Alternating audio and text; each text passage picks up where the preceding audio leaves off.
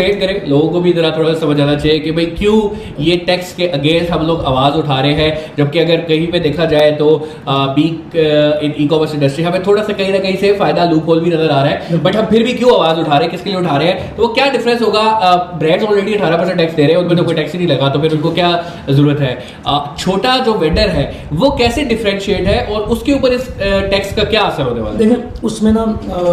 जो as a lemon terms में ना मैं बहुत आसान लफ्ज़ों में बात करूँ ना, क्योंकि मैंने ये चीज़ देखी है रिसेंट डेज में, आप लोगों ने बहुत इफेक्टिव टेक्नोलॉजीज़ को यूज़ किया है जो कि एक सर्टन कैलिबर के लोगों को समझ आ रही है। मुझे लगता है लोगों को अवेयरनेस ही नहीं है, इस पूरी मूवमेंट को लोग समझ रहे हैं कि ये स्पेसिफिक ग्रुप पे इम्पैक्ट होने वाला है, और लोगों को लग रहा है कि जिनके पास शायद बहुत पैसा है और जो बहुत बड़े ब्रांड्स हैं उन पे इम्पैक्ट होने वाला है, तो लोग उस तरह कनेक्ट नहीं कर पा रहे। ये आने वाली नस्लों के लिए भी गलत है और ये जो आज स्टार्टअप वगैरह कर रहे हैं उनके लिए भी गलत है। तो लेमन टर्म्स में जो मेरी आपकी हम लोगों की जॉइंट डिस्कशन हुई, उसका क्रक्स क्या निकला, उसका क्रक्स ये निकला, मेरा क्वेश्चन था कि अगर एक ब्रांड जो कि लार्ज एंटरप्राइज है वो 18% देता है तो उसके एक सर्टन मार्जिन जो है श्रिंक करते हैं, ठीक है, और जो अगर कैश इकॉनमी का जो पार्ट बनते हैं या जो टैक्सेशन नहीं देते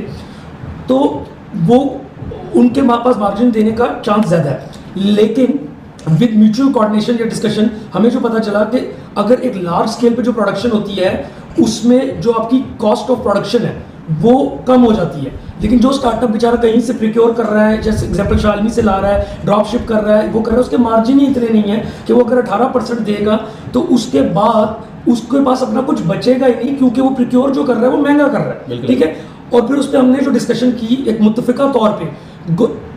गवर्नमेंट को इसको स्लैब बेस पे डिवाइड करना चाहिए। एग्जांपल के तौर पे कि अगर एक बंदा स्टार्टअप के तौर पे कर रहा है बिजनेस तो उसको कैप लगा दें 5 करोड़ की या 10 करोड़ की, और उस पे वो एम्प्लॉय नहीं करना चाहिए, जैसे सोल प्रोप्राइटर पे और प्राइवेट लिमिटेड पे डिफरेंस है, ठीक है। ये डिफरेंस SECB में डाले ना, इसकी रीज़न है। तो एक बात ये, दूसरी बात ये, लास्ट ईयर जब गवर्नमेंट ने ऑलरेडी हम 45% वो पॉपुलेशन है जो सतह गरीबी से नीचे जा चुकी है, जो मिडिल क्लास है वो लोअर मिडिल क्लास पे आ रहा है, जो लोअर मिडिल क्लास है वो उससे नीचे सर्वाइवल पे जा रहा है, ठीक है। सो पॉइंट ये है कि लास्ट ईयर गवर्नमेंट ने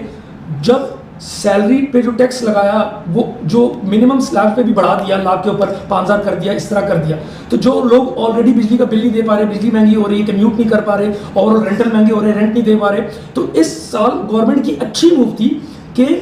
उन्होंने जो बेसिक सैलरीज के मिनिमम स्लैब्स थे उन पे टैक्स को रिलीफ देके नीचे लाए, और ऊपर वाली को उतना ज्यादा मार्जिन नहीं मिला, दैट्स फाइन, ठीक है। तो we are not against the government taxes, but ground reality क्या है, अगर उस पर इकोनॉमिकल डैमेज आना है और लोग यहाँ से बाहर चले जाना शुरू हो जाएंगे, और जो यहाँ पे एक बिजनेस करके एक एंटरप्रेन्योर बन सकता था वो दुबई में सिक्योरिटी गार्ड जाके बन जाता है, तो दिस इज समथिंग कि हमारे यहाँ पे इसका बहुत बड़ा इफेक्ट होगा। तो जिस वजह से आई गेस कि गवर्नमेंट को इसको रिकंसिडर करना चाहिए, राइट रेलेवेंट स्टेक होल्डर्स के साथ बैठना चाहिए, जो ग्राउंड पे प्रॉब्लम चल रही है उसमें जो बड़ी कंपनीज है, लार्ज एंटरप्राइजेस से लेकर स्टार्टअप तक हर सेगमेंट को स्टडी करके इसको इम्प्लीकेट करना चाहिए, ना कि one size can not be that thing जो फिट्स फॉर ऑल। ये कहीं भी नहीं चलता, दुनिया में ये कहीं नहीं चलता, जितनी मेरा नाकिस नॉलेज। बहुत अच्छा जी, बहुत अच्छा पॉइंट है कि हम जिस तरह सैलरीज की स्लैब है, जिस तरह कंपनी रजिस्ट्रेशंस की एक बाकायदा रिक्वायरमेंट है, तो वैसे ही